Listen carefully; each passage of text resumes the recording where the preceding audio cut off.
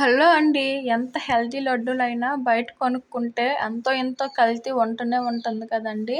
అలా కాకుండా ఇంట్లోనే మన చేతులతో మనం ప్రిపేర్ చేసుకున్నామంటే పిల్లలకి కూడా ఎటువంటి ఇబ్బంది లేకుండా పెట్టొచ్చు.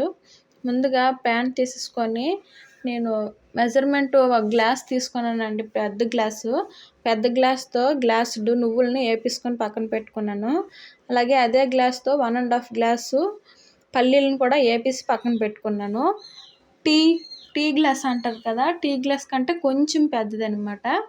దాంతో 1 గ్లాసు రాగులను కూడా రాగులనేవి బాగా కడిగి మొలకలు పెట్టి ఎండబెట్టి వాటిని నేను ఫ్రై చేసుకున్నానండి.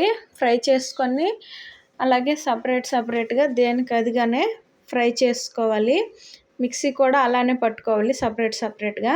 తర్వాత ప్యాన్ తీసేసుకొని ఒక 5, 6 టేబుల్ స్పూన్ల వరకు నెయ్యి వేసి దాంట్లో కొంచెం కొబ్బరి వేసి బాగా ఫ్రై చేసుకోవాలండి. అలా ఫ్రై చేసుకున్న తర్వాత మనం పొడి చేసుకున్న రాగుల పిండి, పల్లీలు, సగం నువ్వులను పొడి చేసుకున్నాను. సగం నువ్వులనేవి పక్కన సగం అంటే కొంచెం నువ్వులను పక్కన పెట్టేసుకున్నానండి. అక్కడక్కడ పలుకులా తగిలితే పంట కింద పడితే బావుంటుందని.